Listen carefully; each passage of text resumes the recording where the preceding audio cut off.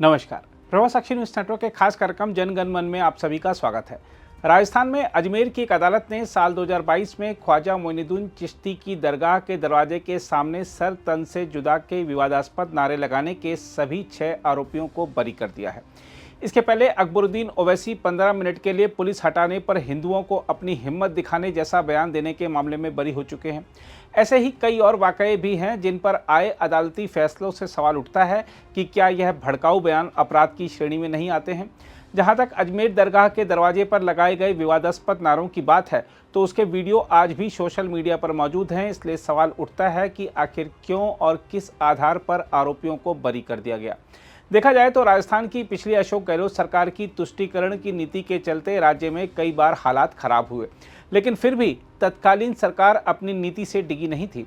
यह साफ प्रदर्शित हो रहा है कि सर तन से जुदा के खुल्लम खुल्ला नारे लगाने वाले सभी आरोपी इसलिए बरी हो गए क्योंकि पूर्ववर्ती कांग्रेस सरकार के शासनकाल में मामले की जांच ठीक से नहीं की गई और संभवतः आरोप पत्र में खामियां रहीं। राजस्थान की वर्तमान सरकार को इस मामले की नई सिरे से जांच करनी चाहिए और यह पता लगाना चाहिए कि किसके आदेश पर जांच प्रभावित की गई और अदालत के समक्ष सभी सबूत क्या नहीं रखे गए थे। हम आपको याद दिला दें कि साल 2022 में अजमेर दरगाह के मुख्य द्वार पर 17 जून को भीड़ के सामने सर तन से जुदा का नारा अजमेर दरगाह के खादिम गौहर चिश्ती ने लगाया था। विवाद खड़ा हुआ तो वह हैदराबाद भाग गया था। बाद में उसे गिरफ्तार कर राजस्थान लाया गया था। दरगाह के खादिम गौहर चिश्ती पर आरोप था कि अजमेर दरगाह के मुख्य द्वार, जिसे निजाम गेट कहा जाता है, पर 17 जून को नूपुर शर्मा के खिलाफ मुस्लिम समुदाय की एक रैली में पुलिस की मौजूदगी में उसने भड़काऊ भाषण दिए थे। इस संबंध में एक प्राथमिकी 25 जून 2022 की रात को दर्ज की गई थी, लेकिन तब कोई कार्रवाई नहीं हुई थी। जब उदयपुर में दर्जी कन्हैया लाल की 28 जून को निर्मम हत्या की घटना हो गई, उसके बाद अजमेर पुलिस हरकत में आई और गौहर चिश्ती के साथ मौजूद फ़कर जमाली, रियाज और तामिज को 29 जून को गिरफ्तार किया गया था। चौथे आरोपी को 30 जून 2022 को गिरफ्तार किया गया था। इन लोगों ने जो विवादास्पद नारे लगाए थे और अभद्र भाषा का इस्तेमाल किया था, उसके वीडियो और ऑडियो सोशल मीडिया पर वायरल हो गए थे। उस समय दरगाह पुलिस थाने के एक कांस्टेबल द्वारा दर्ज कराई गई प्राथमिकी को देखेंगे तो पता चलेगा कि आरोप गंभीर थे। प्राथमिकी में आरोप लगाया गया था कि गौहर चिश्ती ने धार्मिक स्थल से लाउडस्पीकर का उपयोग कर गुस्ताखी ए नबी की एक ही सजा सर तन से जुदा के नारे लगाकर लोगों को उकसाया था। कांस्टेबल के मुताबिक भीड़ को हिंसा के लिए उकसाना और हत्या का आह्वान करना संज्ञेय अपराध की श्रेणी में आता है।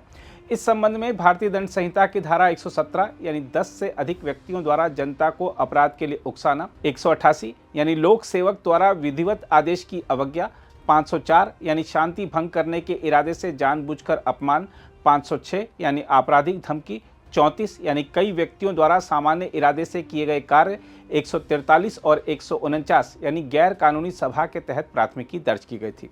देखा जाए तो प्राथमिकी में आरोप गंभीर थे, इसलिए मामले की अदालत में चली सुनवाई के बाद जब फैसला आया तो सभी को हैरत हुई। सरकारी वकील गुलाम नजमी फारूकी ने जब यह बताया कि अदालत ने खादिम गौहर चिश्ती, ताजिम सिद्दीकी, फारूक जमाली, नासिर, रियाज हसन और मोइन को बरी कर दिया है, तो सवाल उठा कि भड़काऊ नारेबाजी के जो वीडियो आज भी सोशल मीडिया पर मौजूद हैं, वह जज साहब को क्या दिखाई नहीं गए। सरकारी वकील गुलाम नजमी फारूकी ने हालांकि कहा है कि अदालती आदेश की समीक्षा करने के बाद फैसले के खिलाफ अपील की जाएगी, इसलिए उम्मीद है कि आरोपियों को एक ना एक दिन सजा जरूर मिलेगी। लेकिन यह मामला हमारी प्रणाली में व्याप्त खामियों की ओर इशारा भी करता है। सरेआम लोगों को भड़काने वाले और धार्मिक उन्माद फैलाने वाले यदि इसी तरह बरी होते रहेंगे तो अराजक तत्वों को हौसला बढ़ेगा। इसलिए सरकार को चाहिए कि ऐसे मामलों में सख्ती से निपटने के लिए कड़े कानून बनाए। बहरहाल अदालत के फैसले पर प्रतिक्रिया देते हुए बीजेपी विधायक मालकुंद आचार्य ने कहा है कि कमजोर अभियोजन के कारण आरोपियों को बरी किया गया और सरकार को यह सुनिश्चित करना चाहिए कि आरोपियों को सजा मिले। उन्होंने सरकार से फैसले के खिलाफ अपील दायर करने की मांग भी की है। दूसरी ओर अजमेर नगर निगम के उप महापौर नीरज जैन ने कहा है कि पिछली सरकार के समय खराब जांच और मजबूत अभियोजन की कमी के कारण आरोपियों को बरी कर दिया गया। दूसरी ओर सुप्रीम कोर्ट के वरिष्ठ अधिवक्ता और भारत के पीआईएल मैन के रूप में विख्यात अश्विनी उपाध्याय ने कहा है कि दरअसल भारत में हेट स्पीच परिभाषित ही नहीं है, इसलिए इस तरह के फैसले आते हैं। राजस्थान में जिन लोगों ने सर तन से जुदा करने का नारा लगाया था, वो सब लोग बरी हो गए।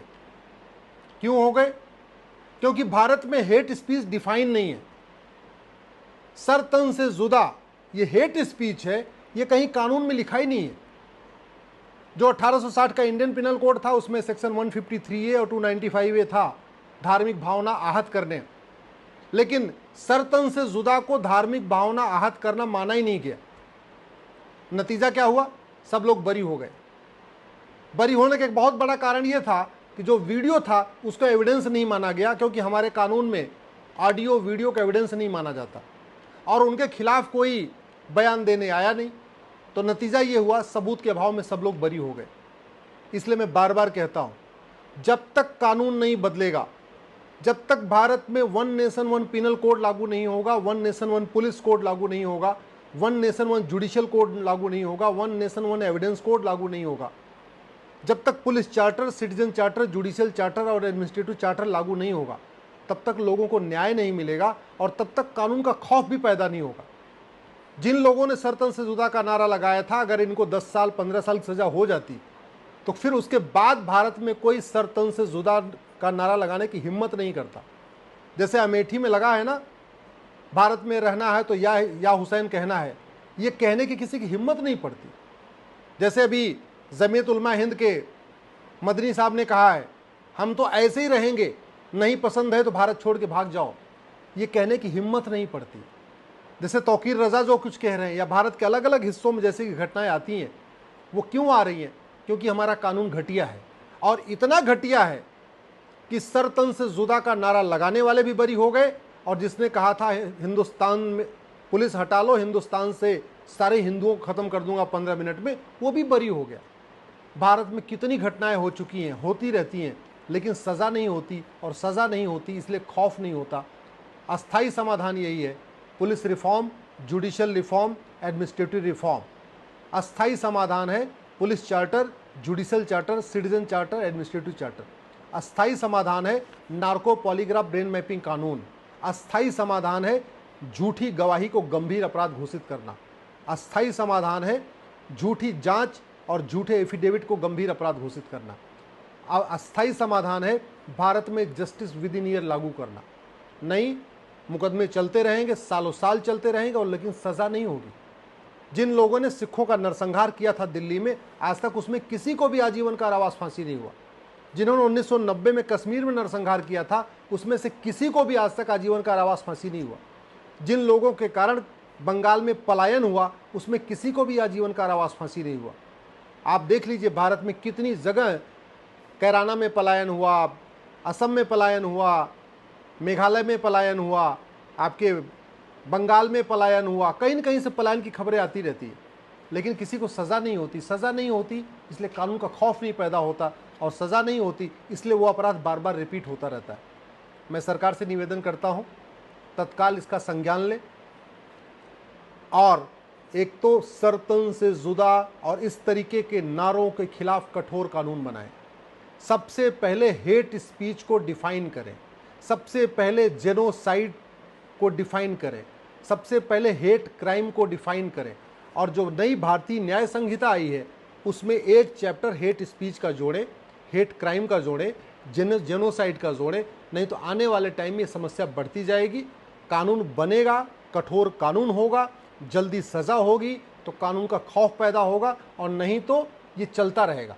क्योंकि जैसे अपराध भारत में हो रहे हैं ऐसे अपराध चीन में नहीं होता, जैसे अपराध भारत में हो रहा है ऐसा सिंगापुर में नहीं होता, जैसा अपराध भारत में होता है ऐसा जापान में भी नहीं होता। जानते हैं क्यों? ऐसा नहीं कि वहाँ के शासक बहुत अच्छे हैं, वहाँ का कानून अच्छा है। शासक तो हमारे अच्छे हैं, हमारे यहाँ के शासक भी ईमानदार हैं, मेहनती हैं, लेकिन कुछ भी ख़त्म कम नहीं हो रहा है। न नफरती भाषण ख़त्म हो रहे हैं, न नफरती नारे बंद हो रहे हैं, न घुसपैठ बंद हो रही है, न धर्मांतरण बंद हो रहा है, न पत्थरबाजी बंद हो रही है, न मजहबी उन्माद बंद हो रहा है, न जिहाद बंद हो रहा है, न सड़क के किनारे अवैध निर्माण हो रहा है, न लैंड जिहाद बंद हो रहा है, कुछ भी नहीं बंद हो रहा है। क्यों? क्योंकि कानून का खौफ नहीं है। और कानून का खौफ क्यों नहीं है? हमारा कानून घटिया है। अगर आप भी लेना चाहते हैं देश दुनिया की तमाम जानकारी तो आज ही सब्सक्राइब करें हमारे चैनल को। साथ ही नीचे दिए बेल आइकन को जरूर दबाएं ताकि हर अपडेट आप तक पहुंच सके।